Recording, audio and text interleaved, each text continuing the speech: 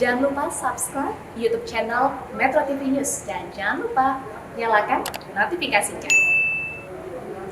Tahun ini Online Scholarship Competition atau OSC dari Surya Edukasi Bangsa Foundation dan Medcom.id kembali digelar. Dan untuk meyakinkan Anda ikut ambil bagian dari kompetisi beasiswa nasional ini, Newsline akan menghadirkan sosok inspiratif yang memiliki karir cemerlang berkat kegigihan dan pendidikan yang mereka tempuh dalam segmen OSC Talks.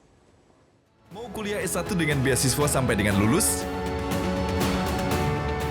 Bantuan biaya hidup, program magang, hingga penyaluran ke dunia kerja. Hanya di Online Scholarship Competition, segera hadir di Agustus 2022. Dipersembahkan oleh, diselenggarakan oleh, didukung oleh.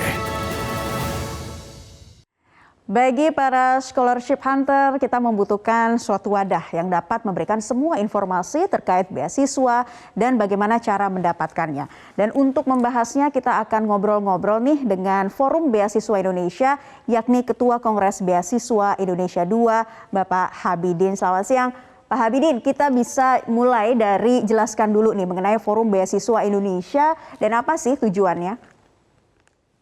Oke, terima kasih Mbak Naila. Selamat siang. Terima kasih sudah mengundang kami di Metro TV siang ini. Oke, Kongres Beasiswa Indonesia II itu pada dasarnya adalah Kongres Nasional Tahunan yang diselenggarakan oleh Indonesian Scholarship Center atau ISC. Nah, tahun ini ISC menggandeng Paguyuban Diktiers. Nah, saya itu adalah perwakilan dari Paguyuban Diktiers, Perhimpunan Alumni Penerima Beasiswa Luar Negeri Dirjen Dikti, ya, sebagai ketua panitia.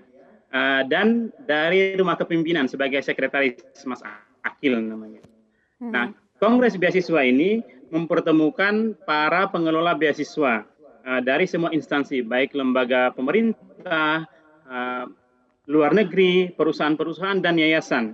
Untuk apa sih tujuannya? Untuk berdiskusi mengenai berbagai isu dan tantangan pembangunan sumber daya manusia Indonesia melalui program beasiswa, untuk mencapai dampak yang lebih besar kepada kehidupan bangsa. Nah, tema dari KRI 2 kali ini itu adalah pemberdayaan alumni untuk Indonesia maju. Nah, ini mengapa kata kuncinya adalah alumni, nanti mungkin bisa kita diskusikan lebih lanjut. Nah, tapi tujuannya mungkin bisa saya rangkum, KRI 2 ini adalah untuk menyusun kolaborasi pengelola beasiswa bersama Ikatan Alumni Beasiswa. Kemudian membantu mempublikasikan kontribusi alumni beasiswa. Kemudian juga merumuskan koridor bersama pengelolaan alumni beasiswa yang baik gitu ya, dan saling berbagi ilmu dan pengalaman. Kegiatan ini nanti akan kita selenggarakan dalam 4 hari ya, mulai tanggal 19, 21, 21, dan 23 Agustus 2022. Kegiatannya tadi banyak, salah satunya tadi ada OSC yang tadi sudah disampaikan di awal tadi. Kemudian nanti di hari pertama kita ada Stadium General, ada sharing best practice ya. Di Stadium General itu akan menghadirkan dari pemerintah, misalnya dari Puslapdik, dari LPDP, kemudian dari Basnas ya, dari duta besar yang mengkonfirmasi untuk hadir, misalnya dari UK, dari Australia, duta besar Indonesia untuk UK dan Australia. Baik, itu seputar rangkaian kegiatannya ya Pak Habibin.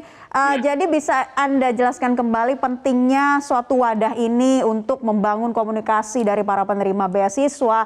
Ini seberapa penting sih untuk terus ada dan terus kemudian menjadi suatu wadah yang tepat begitu bagi penerima beasiswa? Oke, kalau kita kembali kepada besarnya investasi yang diberikan oleh lembaga pemberi beasiswa, baik itu pemerintah misalnya, investasi yang diberikan kepada satu orang untuk melanjutkan beasiswa, untuk melanjutkan pendidikan di luar negeri dengan beasiswa itu sangat-sangat besar ya, sangat-sangat besar. Sehingga investasi tersebut tentu harus memberikan kontribusi balik kepada bangsa dan negara ya. Kita ingat kemarin ada beberapa, saya sempat lihat di trending di Twitter itu ya, ada orang yang mengkritisi lah penerima beasiswa yang tidak pulang ke Indonesia. Padahal sudah menggunakan dana negara untuk melanjutkan pendidikannya, dan dananya tidak sedikit ya, tidak sedikit. Sehingga perlu ada kontribusi balik, atau harus ya, bukan hanya perlu, wajib untuk memberikan kontribusi balik kepada negara dan bangsa Indonesia. Tetapi tentu saja supaya kontribusi itu lebih terorganisir, maka harus ada wadah yang mengorganisir itu. Dan selama ini wadah itu belum terorganisir dengan baik. Nah, kami harapkan melalui Kongres Beasiswa Indonesia 2 ini, itu bisa menjadi katalis, bisa menjadi wadah untuk mengumpulkan, untuk mendudukan semua penerima para alumni beasiswa untuk lebih terorganisir dalam menata langkah ke depan dalam rangka apa? Dalam rangka memberikan kontribusi balik kepada bangsa dan negara atas investasi yang sudah diterima. Jadi kongres ini memang penting untuk itu tadi mengorganisir langkah-langkah para alumni penerima alumni beasiswa. Terutama memperhatikan etika dan hati nurani dari para penerima beasiswa, kemudian untuk bisa berkontribusi bagi negaranya sendiri. Pak Habibin, lembaga apa saja sih yang terlibat dan berpartisipasi dalam Forum Beasiswa Indonesia? Oke, ada Puslabdik ya, Puslabdik karena Puslabdik itu dari Kementerian Pendidikan dan Kebudayaan dan Ristek-Dikti, ada LPDP, ada CEO ada Paragon, ada Rumah Kepemimpinan yang Pasnas ya, banyak ya, ada dari Dompet Duafa ya dan sebagainya ya, banyak sekali alumni Chevening semua, IAB ya, pokoknya banyak yang terlibat. Saya bisa sebutkan satu persatu, tapi yang utama yang itu mungkin ya. Baik. Pak Habibin, tadi sudah banyak Anda menjelaskan tentang pentingnya suatu wadah ya untuk menjadi forum komunikasi antara penerima beasiswa. Nah, saat ini Anda bisa sampaikan lagi Pak Habibin pesan yang ingin disampaikan untuk para pencari beasiswa nih agar tidak menyerah begitu ya, dan yang sedang berjuang mendapatkan beasiswa, seperti apa yang ingin Anda sampaikan? Oke, bagi siswa-siswa Indonesia, baik mahasiswa Indonesia yang sedang berjuang untuk mendapatkan beasiswa, tetap berjuang. Memang kompetisi untuk mendapatkan beasiswa itu juga tidak mudah, apalagi sekarang dengan semakin sedikitnya slot beasiswa bagi yang tersedia, membuat kompetisi itu semakin tinggi ya. Tapi tetap semangat, tetap percaya bahwa jika Anda pantas untuk mendapatkan itu, maka Anda akan mendapatkannya. Dan jangan lupa, ini yang paling utama, jangan lupa ya, ketika kita menerima kebaikan dari negara atau dari lembaga penerima beasiswa, jangan lupa nanti kembali untuk berkontribusi kepada bangsa dan kepada bangsa Indonesia.